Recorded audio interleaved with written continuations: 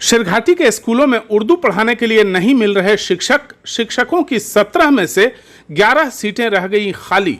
शेरघाटी के प्राइमरी स्कूलों में बच्चों को उर्दू की तालीम देने के लिए शिक्षक नहीं मिल रहे हैं। यही वजह है कि सोमवार को शेरघाटी के प्रोजेक्ट कन्या इंटर स्कूल में आयोजित शिक्षक नियोजन कैंप में प्रखंड की 7 अलग अलग पंचायतों के लिए उर्दू शिक्षकों की घोषित 17 रिक्तियों में से 11 सीटें खाली रह गईं।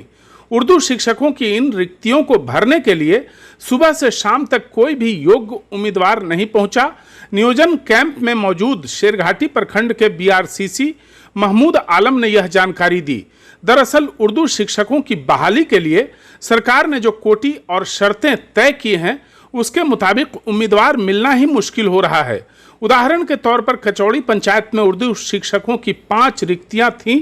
इनमें अनुसूचित जाति की महिला उम्मीदवार के लिए 3 सीटें, ईबीसी महिला की 1 और अनुसूचित जाति के पुरुष या स्त्री के लिए 1 सीट आरक्षित थी। सुबह से शाम तक कोई भी उम्मीदवार नहीं आया। नतीजा है कि तमाम सीटें खाली रह गईं। यही हाल श्रीरामपुर में हुआ, जहां उर्दू की 3 में से 2 सीटें खाली रह गईं। चेरकी में उर्दू की 6 में से 3 सीटों पर उम्मीदवार नहीं मिले।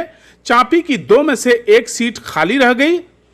इस बीच शेरघाटी के एसडीओ उपेंद्र पंडित ने भी नियोजन कैंप में पहुंचकर शिक्षकों के नियोजन की प्रक्रिया का जायजा लिया। शेरघाटी के बीडीओ प्रशांत कुमार परसून ने बताया कि शिक्षकों के चयन की प्रक्रिया को पूरी तरह पारदर्शी बनाने के लिए इसकी वीडियो रिकॉर्डिंग भी करवाई गई थी।